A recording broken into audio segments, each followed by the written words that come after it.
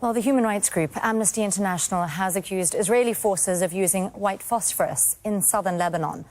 The organization says that it's verified 3 other instances of Israel dropping it on Lebanese border areas. The group also found last month that white phosphorus artillery shells were fired into civilian areas in Gaza. Its use in densely populated areas is considered a war crime. Survivors are at risk of infections and organ or respiratory failure, even if their burns are small. Well, let's speak to Donatella Rivera. She's a senior crisis response advisor at Amnesty International. She joins us now via Skype from London. Donatella, we're hearing a lot about the Lebanese front and the potential for massive escalation there. But to be clear, the incidents that you're talking about took place a couple of weeks ago. Are you concerned about ongoing use in that area? What we've investigated are incidents that happened on the 16th, 17th of October, and prior to that, on the 10th and 11th of October. Both the earlier ones included Gaza as well. So that's what we know. We know that there were further allegations today from Khan Yunis in Gaza that we've not yet been able to verify. Communication with Gaza is not easy, so that these things take time to verify, to get all the details. But yeah, I mean, it is one of the issues we're concerned about. Obviously, there are bombardments with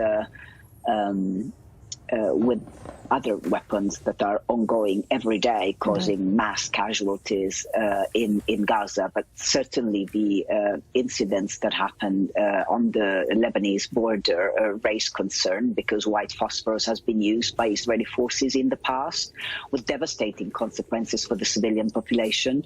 And it is something that should never be used in areas where there are civilians. It is not a banned weapon. It can be used on the battlefield.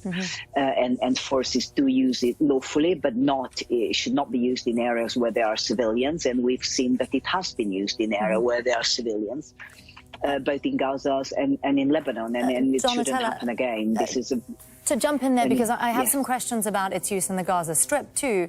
We've been speaking to doctors in the Strip who've said that they're treating many people with deep burns. I know both you, Amnesty, and Human Rights Watch have both documented the use of white phosphorus over the Strip. You alluded to that. But those were isolated incidents. What's causing these burns? Is this white phosphorus or another weapon? We don't know. I mean, obviously, burns can be used, can be the result of different types of attacks. Often, any sort of attacks can cause fires and burns. White phosphorus burns are something else altogether, much more dangerous. They require a special kind of treatment, and often they're not immediately recognized. And the health system in Gaza is under tremendous pressures. We have not, as of today, seen evidence of patients with white phosphorus burns.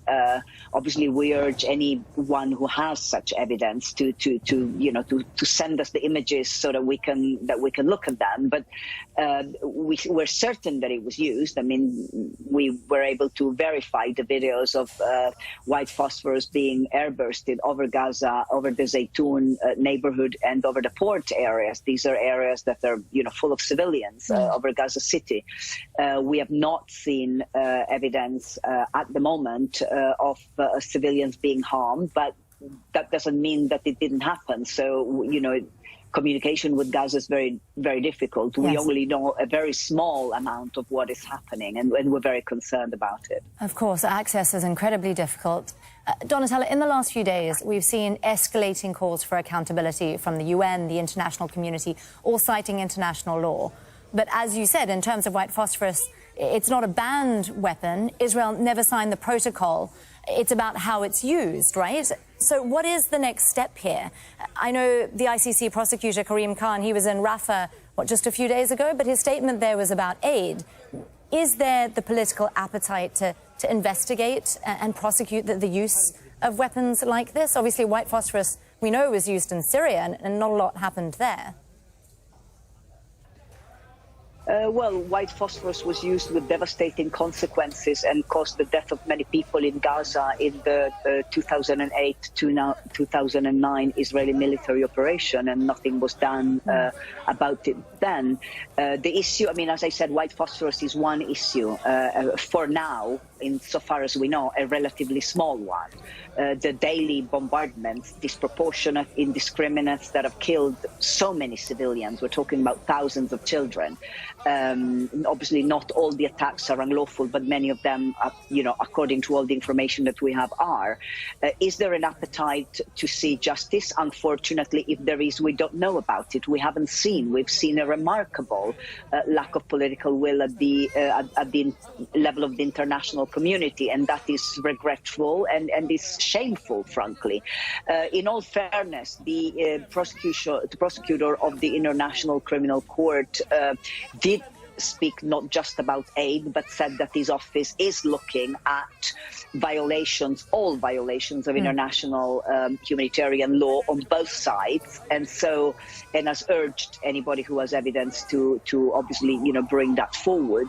So the will to investigate is there. Human rights organizations are investigating. In the past, we've seen various UN mechanisms, fact-finding committees and commissions of inquiries. The question is that what has been lacking in the past and what seems to be sorely lacking today is the will of the international community, the countries that have good relations with Israel, to put the necessary pressures on Israel to respect international humanitarian law. Gaza is not and should not be considered as a free fire zone.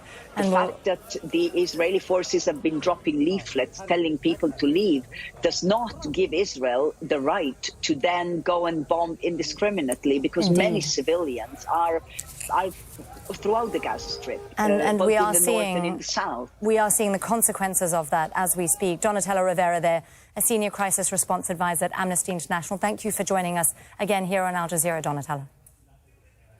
Thank you.